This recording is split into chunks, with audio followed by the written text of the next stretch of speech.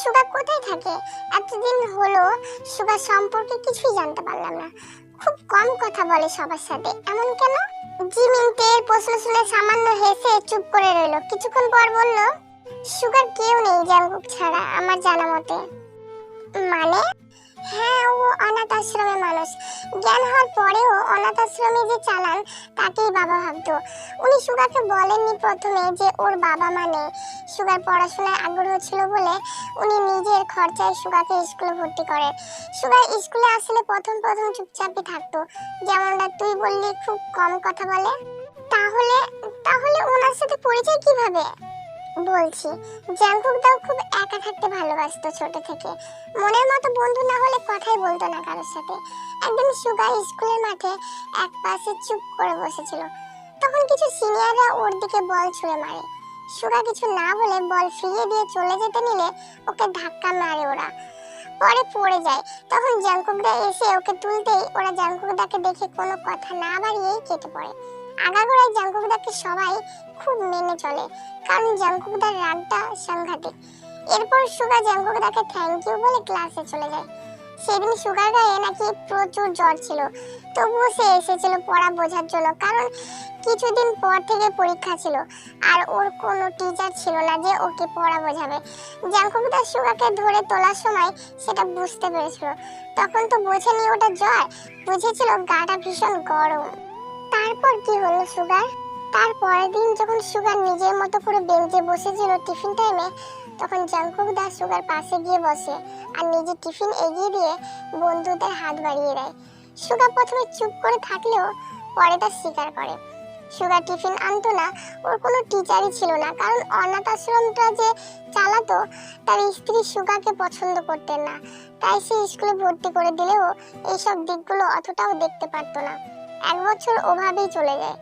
সুগা আর জাঙ্কুক দা যখন 5-এ উঠে পড়ে, তখন জাঙ্কুক দা জোর করে সুগার সাথে ছুটির সময় ওকে ছাড়তে যায়। সেদিন জানতে পারে সুগা অনাথ আশ্রমের মানুষ। সেটা দেখার পর জাঙ্কুক দা আর কথা না বলে চলে আসে নিজের বাড়ি। উনি নিশ্চয়ই কিছু একটা ভেবে রেখেছিলেন সুগার জন্য, তাই না? আঙ্কেলের সাথে কথা বলে সুগাকে নিজের বাড়িতে নিয়ে আসে জাঙ্কুক দা। আঙ্কেল অনাথ আশ্রমের মালিকের সাথে কথা বলতে উনি রাজি হয়ে যান। আঙ্কেল তো সুগাকে দত্তক নিতে চেয়েছিলেন, কিন্তু অনাথ আশ্রমের মালিকটা ওনাকে বলে যে এটা সুগাকে জিজ্ঞেস করে করা উচিত, কারণ ওর বাবার পদবি ও এতদিনও ব্যবহার করেছে। মানে সুগার বাবা মায়ের খোঁজ উনি জানতেন? হ্যাঁ, আসল ঘটনা এখানে। সেই দিন আঙ্কেলকে উনি জানান যে সুগা ওনার বন্ধুর ছেলে। সুগার মায়ের যেদিন লেবার পেন উঠেছিল, সেদিন সুগার বাবা ওনাকে দেখতে হসপিটালে যাওয়ার সময় গাড়ি অ্যাক্সিডেন্ট করেন। ওনাকে হসপিটালে ভর্তি করলে উনি বলেন যে সুগাকে আর ওনার স্ত্রীকে যেন ওনার বন্ধু একটু দেখেন, এবং তারপরেই মারা যান। সুগার বাবার অ্যাক্সিডেন্টের খবর সুগার মাকে দেওয়া হয়নি, যাতে উনি কোনো শোক না পান, কিন্তু শেষ রক্ষা করা যায়নি। সুগার জন্মের পরই সুগার মা মারা যান আর সুগাকে অনাথ আশ্রমে নিয়ে আসেন। কে এই অনাথ আশ্রমের মালিক? তুইও তাকে চিনিস, ডায়লনের বাবা। কি বলছিস তুই? হ্যাঁ, আর এই ডায়লন এই জন্যই সুগাকে পছন্দ করেন একদম। তুই এগুলো কিভাবে জানলি? জাঙ্কুক দাই বলেছে যখন বড় হয়েছি। সুগা নিজেও জানে পুরো বিষয়টা। ও যখন জানতে পেরেছে তখনই বলে দিয়েছে নিজের বাবার পদবি পরিবর্তন করবে না।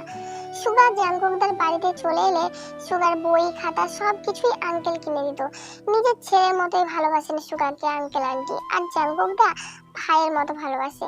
কিনা করেছে জাঙ্কুকদা ওর জন্য ছোট থেকে। এর প্রতিদান হিসেবে ও কি করলো?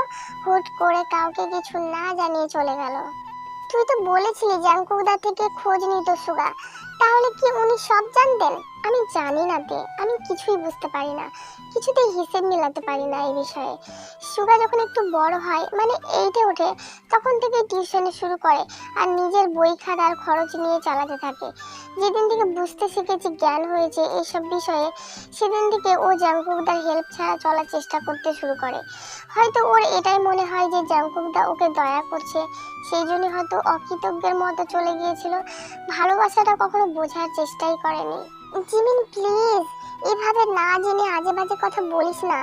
যদি উনি অকৃতজ্ঞই হলেন তাহলে ফিরে আসতেন না কোনোদিনও। হতেই তো পারে উনি বাধ্য হয়েছেন কাউকে কিছু না জানাতে। পরিস্থিতির কারণে আমরা অনেক সময় নিজের ইচ্ছার বিরুদ্ধে কিছু কাজ করতে বাধ্য হই।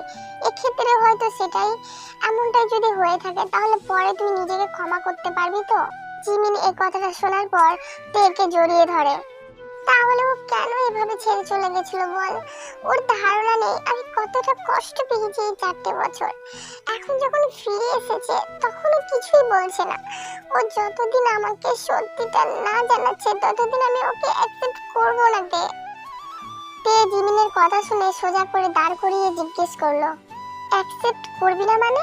সুগা তোকে প্রপোজ করেছে? হুম, ট্রেনে যখন সুগার কাছে গেছিলি ওটার সময়, তাই তো? হুম, দেখ, নিজের মনের কথাটা যখন জানিয়েছে তখন সব সত্যিটাও ঠিক জানাবে। হয়তো শুধু সময়ের অপেক্ষা করছে, সঠিক সময়ের। এইসব নিয়ে মন খারাপ না করে ঘরে আয়। তে জিমিনকে একটু একা থাকতে দিয়ে রুমে চলে আসে। ও তো আজকে বলল যে ও বাধ্য ছিল, আর আগে বলেছিল সময় আসলে ও সবটাই জানাবে। শুধু অপেক্ষা করতে সময়ের। এত অপেক্ষা করব, আর কত অপেক্ষা করব আমি? জাঙ্কুক দা, সুগা কোথায়? জানি না, খাবো না বললো, দেন বাগানে গিয়ে বসলো। আমি তখনও খেতে বললাম, আবারও না করে দিল। কি জানি কি হয়েছে, আমি আর কোনো কথাই বলতে চাই না ওর সাথে। জাঙ্কুক রেগে চলে গেলে তে জিমিনের দিকে তাকায়, আর জিমিন একটা নিঃশ্বাস ফেলে সুগার ঘরের দিকে চলে যায়।